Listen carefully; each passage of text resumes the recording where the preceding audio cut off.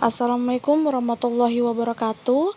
Perkenalkan, nama saya Jihan Febrianti Asmara Putri dengan nomor NPM 201111020, program studi manajemen A1. Di sini saya akan mempresentasikan tentang jurnal kinerja keuangan.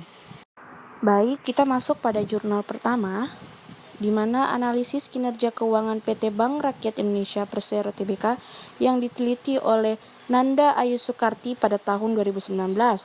Tujuan dari penelitian ini adalah untuk mengetahui tingkat kesehatan PT Bank Rakyat Indonesia Persero Tbk, di mana kesehatan suatu bank dapat diartikan sebagai kemampuan suatu bank untuk melakukan kegiatan operasional perbankan secara normal dan maupun untuk memenuhi semua kewajibannya dengan baik sesuai dengan peraturan yang berlaku. Bagi perbankan, hasil akhir penilaian kondisi bank tersebut dapat digunakan sebagai salah satu sarana dalam menetapkan strategi usaha di waktu yang akan datang. Sedangkan bagi Bank Indonesia, antara lain dapat digunakan sebagai sarana penetapan dan implementasi strategi pengawasan bank oleh Bank Indonesia. Penilaian kesehatan bank dilakukan setiap tahun. Apakah ada peningkatan atau penurunan? Bagi bank yang kesehatannya terus meningkat, tak jadi masalah, karena itulah yang diharapkan dan suatu upaya untuk mempertahankan kesehatannya.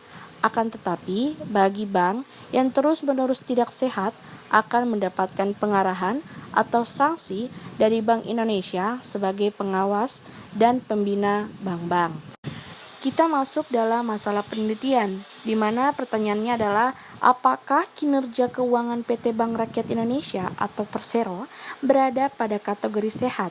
Di sini dijawab dari hasil setiap variabel atau rasio yang diteliti dapat disimpulkan bahwa PT Bank Rakyat Indonesia atau Persero mempunyai kinerja keuangan yang sangat baik dengan prediksi penelitian tingkat kesehatan hasilnya sebesar 91,76 di tahun 2015, sebesar 91,69 di tahun 2016, dan sebesar 92,14 di tahun 2017, sehingga dapat dilihat dari beberapa variabel dari tahun 2015 hingga 2017 tergolong dalam prediksi sehat. Kita masuk pada temuan penelitian.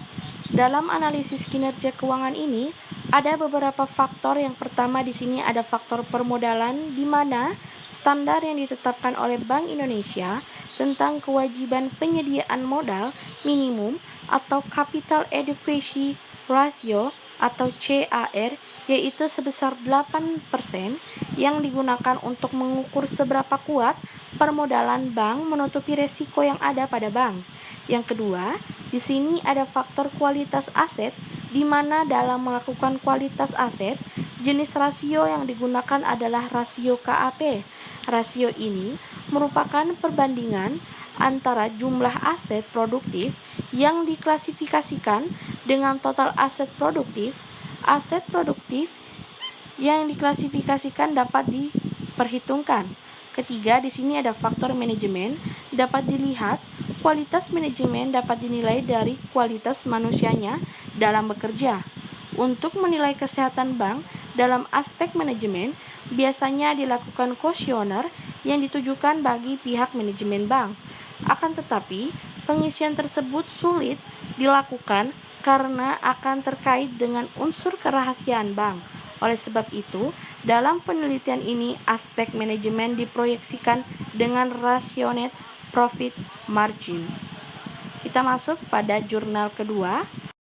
Baik, kita masuk pada jurnal kedua, yaitu analisis kinerja keuangan pada PT Semen Indonesia oleh peneliti Anita Herawati dan Supriyanto pada tahun 2019. Penelitian ini dilakukan pada perusahaan PT Semen Indonesia atau Persero yang terdaftar di BI. Perusahaan manufaktur merupakan salah satu kelompok industri terdaftar di Bursa Efek Indonesia. Kondisi ekonomi sekarang yang telah berubah memberi banyak pengaruh pada dunia usaha antaranya, para investor lebih berhati-hati dalam menanamkan modal di perusahaan go publik. Kondisi perekonomian yang tidak stabil menyebabkan para investor menilai investasi dalam pasar modal memiliki resiko yang tinggi, dan ini memberi dampak terhadap perusahaan manufaktur yang mempunyai jumlah emiten yang terbesar terdaftar di BI. Maka, dengan adanya pengungkapan informasi yang disajikan oleh perusahaan, diharapkan dapat mengurangi tingkat risiko dan ketidakpastian yang dihadapi oleh investor, sehingga perusahaan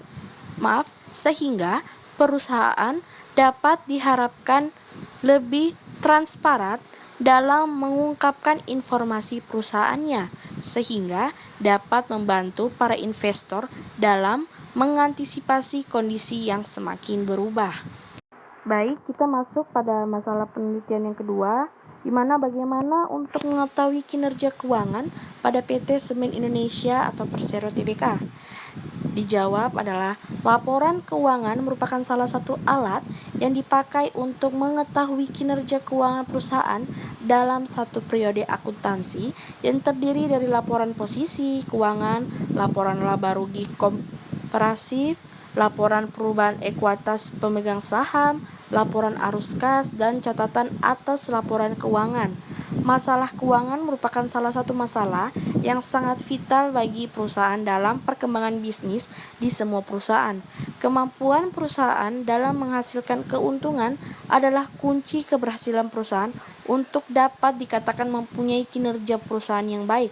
Karena keuntungan komponen laporan keuangan yang digunakan sebagai alat untuk menilai baik tidaknya kinerja perusahaan. Salah satu faktor yang dapat menunjukkan bagaimana kinerja perusahaan itu baik atau tidak, yaitu dengan menganalisis laporan keuangan. Hasil analisis ini akan sangat membantu dalam menilai prestasi manajemen di masa lalu dan mengestimasi prospek perusahaan di masa pendatang, sehingga dapat diketahui kekuatan dan kelemahan yang dimiliki oleh manajemen perusahaan. Kita masuk pada temuan penelitian. Dikatakan di sini, penelitian ini dilakukan di PT Semen Indonesia atau Persero Tbk yang terdaftar di Bursa Efek Indonesia atau biasa kita sebut BI. Jenis penelitian ini adalah data sekunder dalam bentuk skala numerik. Sumber data diperoleh secara tidak langsung yang berupa catatan laporan keuangan perusahaan maupun laporan historis yang telah tersimpan dan dipublikasikan. Penelitian ini menggunakan metode deskriptif kuantitatif, sedangkan teknik analisis yang digunakan dalam penelitian ini adalah analisis rasio profitabilitas. Teknik analisis yang dipakai dalam penelitian ini adalah rasio profitabilitas.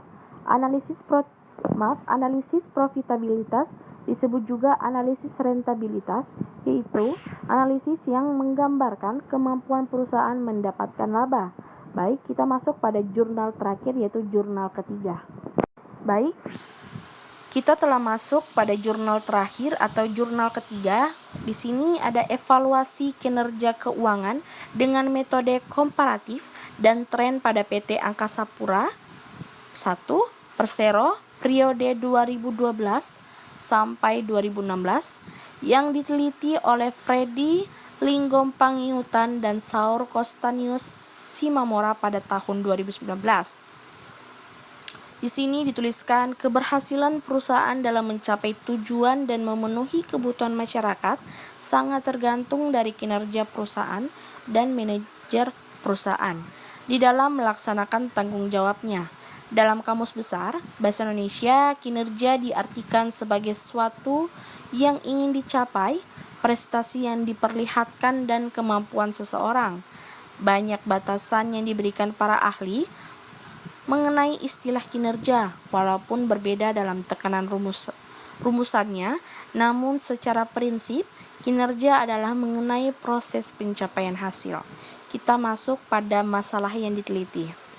Baik, di sini masalah penelitiannya adalah apakah ada perbedaan dalam menganalisis data dari kinerja PT API periode 2012 sampai 2016?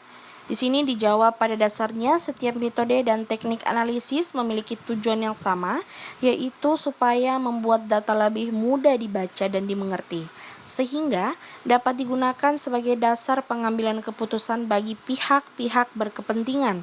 Dalam penelitian ini mempunyai tujuan mengevaluasi perkembangan dan tingkat kesehatan untuk menilai kinerja keuangan PT AP 1 periode 2012 sampai 2016 dengan menggunakan tren dalam persentase dan menggunakan standar SK Menteri BUMN nomor KEP 100 garis miring MBU garis miring 2002 dari aspek keuangan. Kita masuk pada temuan penelitiannya. Baik, yang terakhir di sini ada temuan penelitian. Sesuai dengan analisis penelitian, maka data yang diperlukan dalam menjawab beberapa rumusan masalah adalah 2 laporan keuangan PT AP 1 pada tahun 2012 sampai 2016.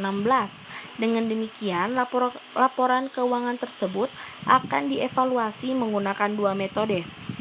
Metode pertama menggunakan metode komparatif dengan menempatkan SK Menteri BUMN nomor KEP 100 garis miring MBU garis miring 2002 sebagai standar kesehatan pada rasio keuangan perusahaan, dan metode kedua menggunakan metode tren dalam mengetahui presentasi atau fluktuasi yang terjadi pada periode 2012 sampai 2016.